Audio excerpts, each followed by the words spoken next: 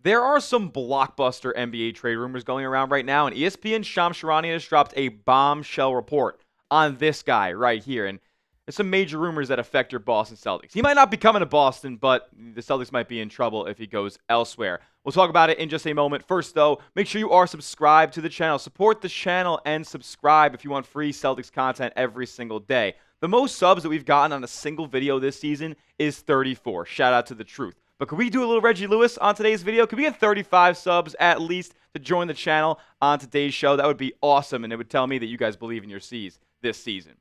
All right, are those C's in trouble, though, if Anfernee Davis gets traded to the wrong destination? Charania reporting that many Eastern Conference contenders are targeting Anfernee Davis via trade. Now, it's kind of been a rocky situation ever since Anfernee Davis was traded for Luka Doncic last February, and it's now seeming like there's a likelihood that he could be dealt again this trade deadline season. Here's what Charania had to say.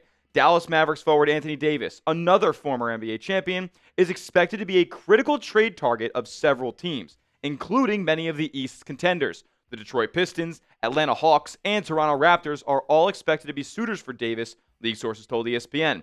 The Mavericks are open to exploring the trade markets for Davis, as well as center Daniel Gafford, guards Klay Thompson, and D'Angelo Russell. So this is major stuff right here. Now, before you guys get any ideas, don't, okay? The Celtics are not going to be trading for Anfernee Davis. It is incredibly difficult to do so, and it would be pretty irresponsible to do so as well. Want to know why? Here's why. I'll show you what the Celtics would have to give up to go out there and get Anfernee Davis. Now, he's been a long-time target of the Boston Celtics, but as he's aged, the wrong side of 30, and with an injury history that's longer than, a Walmart receipt, like, it is not really the best idea to go out and trade for Anfernee Davis with the spot that the Celtics are in right now, especially when you consider the amount of, rotation pieces that they have to go out there and give up. Anfernee Simons, Peyton Pritchard, Sam Hauser, Neemias Queta, Baylor Scheierman, Jordan Walsh, multiple first-round picks, multiple picks. That's what it would have to take to get Anfernee Davis. It makes no sense. And that's not saying that that's the value that the Mavs would need back for Anfernee Davis. No, that's just how the money would have to work for your Boston Celtics if they're not going to trade a Derek White or a Jaylen Brown. I wouldn't mind calling the Mavericks on Daniel Gafford, though. That's somebody who I think could be dealt in a potential Anfernee Simons swap, but I don't know how interested the Mavs are going to be in Simons unless you attach a couple of first-round picks, which the Celtics have not been willing to do. And then given that the Mavs have Kyrie Irving coming back, why would they bring in another expiring small scoring point guard just like that? So I would call on Daniel Gafford. Don't expect it to be somebody that the Celtics end up targeting, with a lot of energy this trade deadline season, but I wouldn't mind if he was in Boston. No ifs, ands, or buts about it. Now, with that being said, we're going to talk about these trade destinations for the Anfernee Davis sweepstakes that's going on right now in just a moment, but make it known for me. If you want Brad Stevens to make a big trade, and it doesn't have to be Anfernee Davis, but something to improve this roster. If you want to make a big trade this season, go down below and hit the thumbs up icon and like today's video. If we get 500 likes in this video, I'll know the Celtics fans are clamoring for more trade content. All right, they may have to. There may not be a choice, okay? Because if Anfernee Davis goes to one of these three teams that we just discussed, could be curtains for your Boston Celtics, who are in a position to contend in the Eastern Conference, something we didn't expect to be the case before the season began. So let's just talk about the possibility of Anfernee Davis going to one of these contenders. One being the Detroit Pistons. Now, the Pistons, they become legit. If, of course, after adding Anfernee Davis, he stays healthy. I mean, that's going to be the caveat with a lot of these teams, right? Because he's going to be due for an extension here very soon. He has to stay on the court if he wants his NBA career to be, elongated and, get a big-time contract extension one more time in his career. Now, what would a framework look like with the Detroit Pistons here? Anfernee Davis, just solo, because there's a couple of different ways that you could manufacture these trades, but the ones that we're going to talk about on today's show are just going to include Anfernee Davis solo going to these destinations. Davis would go for Tobias Harris, Ron Holland, Jaden Ivey, and a collection of draft picks. Now, would it be one pick, given that they're giving up a guy in Ron Holland who was just picked in the top 10 last year, and they have a lot of faith in as far as his development goes? I don't know. But as far as the money goes and the assets that are tangible right now going to the Dallas Mavericks, this is what the Detroit Pistons would probably be thinking about offering. But I don't know. There's some people out there that don't think Detroit's willing to lose as much rotation pieces as they would be even in this framework right here. Jake Fisher of the Steinline saying the following. He said, I find the Pistons to be an incredibly unlikely landing spot for Anthony Davis. They could theoretically get into the mix for anyone, not only because they have the assets, but also because they can absorb extra money going back into their books as well. But I don't see them wanting to put Anthony Davis on their cap sheet, knowing that they're going to have to pay Jalen Duren and Ausar Thompson. I just don't see Tron Langdon splurging to pay Anthony Davis $70 million. I just don't. Now, Fisher also added that the Mavs would need a quote-unquote significant package in return in an Anthony Davis trade. And he also said that he just doesn't see the Detroit Pistons making that substantial of a package, gutting their roster to go out there and get a guy, Anthony Davis, who, yes, raises your ceiling, but he might lower your floor given how much time he misses on a regular basis. Now, next up, we're going to talk more Anthony Davis stuff to the Raptors, to the Hawks, and then we'll get into the Celtics trade candidates, the 4 players that are most likely to get traded by Brad Stevens this season. That around the corner. First, though, I got to tell you guys about our sponsor, as this episode is brought to you by PrizePicks. It is the holiday season, folks, with bowl games, basketball matchups, and playoff pushes all happening at once. And with you and I making decisions every single day on what gifts to buy, what to eat, which games to watch, there's one place where making these decisions can get you paid, and that is PrizePicks, the best daily fantasy sports app in the game. You just pick 2 to 6 players and just pick more or less on their projected stats in a lineup that you can win up to 2,000 times your money watching your favorite sports. It's the best in the game because of the features that they offer. It's super easy to use. It's super aesthetically pleasing, but they make it fun for you guys. There's features like stacks. So if you want to take multiple stat projections from the same player and put it in the same lineup, you can do so on PrizePicks. It's also becoming a social event as well, where you can copy celebrities' picks, you can copy friends' picks, you can even copy my picks and put them into your own lineup using the brand new feed tab. Speaking of my picks, here they are for this weekend's football action. I got Dalton Kincaid of the Buffalo Bills to have more than 41.5 receiving yards. I have James Cook to have more than 19 rushing attempts. I have James Cook also to score a rushing or receiving touchdown. And then Mac Hollins of your New England Patriots to have more than 16.5 yards on his longest reception. You can tell my picks or fade my picks. Just do it at PrizePicks. And they also offer an early payout feature now as well. PrizePicks is the best. Download the app today and use the code CLNS to get $50 in lineups instantly after you play your first $5 lineup. That's code CLNS to get $50 in lineups after you play your first $5 lineup. PrizePicks. It's good to be right. All right, let's talk destination numero dos, the Atlanta Hawks. The Hawks would be nasty, man. The Hawks would be nasty. They would be beatable, but they would be really, really good. I mean, you talk about Jalen Johnson. You talk about Nneka Okongwu. You talk about Zachary Zachet, a nice wing over there. I mean, the Hawks got players, man. Nickeil Alexander-Walker, one of their marquee free agent additions. They have a little bit of a squad. Now, what would a framework look like from Atlanta for an Anthony Davis trade? Because I think they could offer up a couple of different types of packages. It would be AD going for, as the centerpiece, Kristaps Porzingis, his second stint in Dallas here. Shout out to our guy, KP, champion, by the way.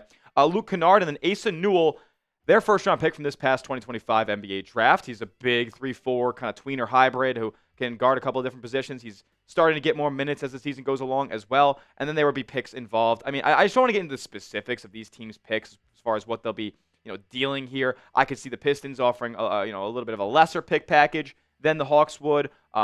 This would probably be something around like two unprotected firsts, perhaps. But you're already giving away a guy who was just drafted in the first round this past June as well. So with the Hawks' point of view here, shout out to Brian Lewis, who covers the Hawks for the Believe in Hawks podcast, also a producer down in Atlanta.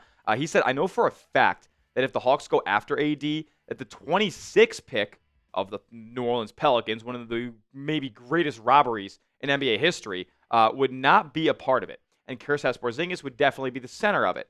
Then you got to figure out the other pieces. So Luke Kennard, the Asa Newell, like the other ancillary draft picks that the Atlanta Hawks have, probably some of their own selections over the next few years, because that Pelicans pick, you could argue it's more valuable than Anthony Davis right now. Is it a mistake, though? Because the Hawks kind of got something brewing, right? Like the Kristaps Porzingis contract is expiring at the end of the year. So they get off of $30 million this offseason. That is massive for them potentially improving their roster down the line. Do they want to go all in on a guy like Anthony Davis that isn't out there on the court a whole heck of a lot? It would be a little bit troubling, considering that they have the third youngest roster in the NBA, so much room for development. They aren't married to Trae Young for much longer, so they could be really brewing something special, and it could all be undone with an Anthony Davis trade if things go south. Let's talk about Destination 3, though, because I don't think that things are as likely to go south with the Toronto Raptors as they would be with the Atlanta Hawks if they added Anthony Davis. The Raptors are pretty scary as a potential trade destination here because of so much that's available that could be lumped into this deal. Everybody is available but Scotty Barnes. Like, he's the only untouchable guy in that organization. They could deal Brandon Ingram, who they just signed to an extension. They could deal R.J. Barrett, Jakob Poeltl, Emmanuel Quickly. Like, a bunch of these kind of big-size contracts that are on their books right now could be involved in an Anthony Davis trade. At the same time, though, those players that I just named, are any of them really, like, rebuild type of pieces? Like, the incentive that you get from the Hawks' point of view, right, is that you get an expiring contract, and Kristaps Porzingis, all that money comes off of the books, and there's so much room to improve and build around Cooper Flagg. In the original Pistons deal, you at least get Ron Holland, who has shown flashes, and the Pistons are probably not going to really want to give up in that deal either. So, and maybe you could even finagle an Isaiah Stewart in that package as well. The Raptors, on the other hand, like their deal is going to include potentially like an RJ Barrett or a Jakob Poeltl. Like, this framework is just, it doesn't scream rebuild to me. Jakob Poeltl is basically 30. RJ Barrett was drafted 6 years ago, like literally 6-7 years ago at this point. Ochai Agbaji, like, he was great for Kansas. He's not been, necessarily a franchise building block in his NBA career so far. And then what the Raptors would kind of have to do in this scenario then is they would have to give a haul of picks. Like, they would have to be, 2 firsts, a swap. Like, RJ Barrett is not like a guy who would command, draft capital back in a deal. Like, it's not really a great contract there for RJ. So this would be a pick center package, no doubt about it. How many really is the question at that point. So predict it for me down in the comments section. Predict where Anthony Davis lands. If it's one of these 3 teams, choose one. If it's Detroit, drop a DET. If it's Atlanta, drop an ATL. If it's Toronto, drop a TOR down in the comment section. What do you guys think? All right. Lastly, to wrap up today's show, the most likely Celtic to be traded. Number 4, Xavier Tillman. He just hasn't gotten any run this year, and he said he was healthy. I mean, he had that nice play in the preseason or whatever, or maybe it was one of the first games of the regular season, whatever it was, that little game-winning flip-up shot from inside. Just probably would be lumped in to match salaries. Again, at the end of the day, he's not something that anybody's going to be wanting via trade. It's not something that gets enough money off the Celtics books to be under the tax. He would just be somebody that ends up getting looped into a trade for one of the players that you'll see later down the line on this list. Chris Boucher is similar as well, with him making $2.3 million this year. Again, not a big trade chip. He's getting DMPs in Joe Mazzulla's lineup. I thought he'd be a whole heck of a lot more impactful than he has been in his Celtics tenure. So with that being the case, like, you could easily see him getting shipped off at some point if they're not going to play him. Sam Hauser. They did not want to trade Sam Hauser this past offseason, and I totally get why. The guy shoots like 45% from 3. It's unconscious a lot of the time. And he's an underrated defender and passer of the basketball as well. But if push comes to shove and Brad sees an opportunity to where the Seas can get off enough money to get under the tax and improve the roster from his point of view, then I don't think he'll hesitate to trade Sam Hauser. He's on a great contract at this point, but it's just thinking about the greater good. It's just thinking about what's best for the Boston Celtics, and I think Sam Hauser is the second most likely player to be traded this season. But I don't think it's that likely, especially not as likely as Anfernee Simons is to be traded. I mean, this just cannot be on your books at the end of the season. Is he that big of an offensive piece to where Boston feels like they need to keep him in order to make the deep playoff run that they want to make? I don't think that he is. I just don't think that he is. His minutes are inconsistent. He's inconsistent. I think that if they go out there and get more reinforcements in the front court and shut off some money, that would be the best course of action. I'm looking at you, Daron Sharp. We'll talk about him as the trade deadline season gets closer and closer. That's why you guys give me a follow over on Twitter. That will do it for today's show at Tyler J. Smith, 2 H's because the name's common, but I am not. We can talk more trades over there. We can also continue talking here on the channel as well. That's why you subscribe. YouTube.com/CelticsTV for the latest and greatest on your Seas all season long. We'll see you guys next video, and as always, let's go Seas.